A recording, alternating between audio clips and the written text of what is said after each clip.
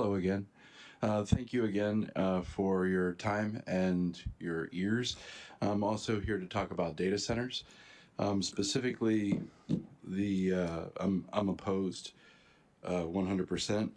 I actually had the opportunity to listen to a webinar that was put together by the National League of Cities, and it discussed the data center impacts on municipal energy, water, and air systems.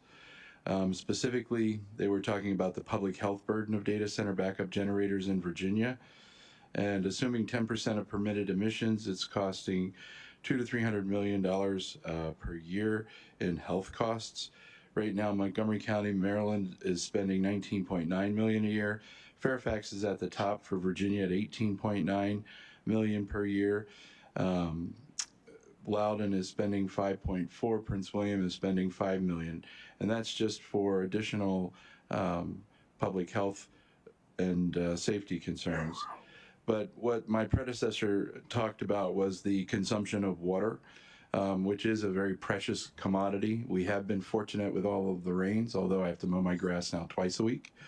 However, the total embedded water consumption in purchased electricity would be 31,924 megaliters of water. And if you don't know what a megaliter is, I certainly didn't.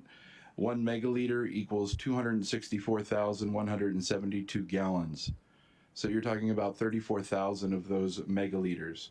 So multiply that times 264,000, that's how much water they're going to wind up using.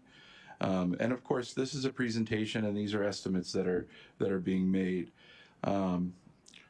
So because the water is used to cool these systems, and lots of water evaporates in the heat, which also causes environmental concerns. It's much more than typical use. I also was able to glean from this some of the health concerns, one of them being a cancer causing, which of course, I mean, if you read different studies, everything causes cancer, but unfortunately, we don't need any more help in that arena.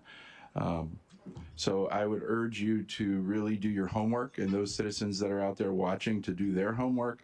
Watch, listen to, attend meetings on what data centers can bring, both positive and negative.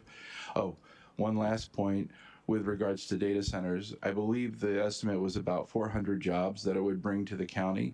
How long would those jobs last before artificial intelligence would be able to take over those positions? And I'm not talking about science fiction, I'm talking about reality, because artificial intelligence learns every time you use it. Thank you.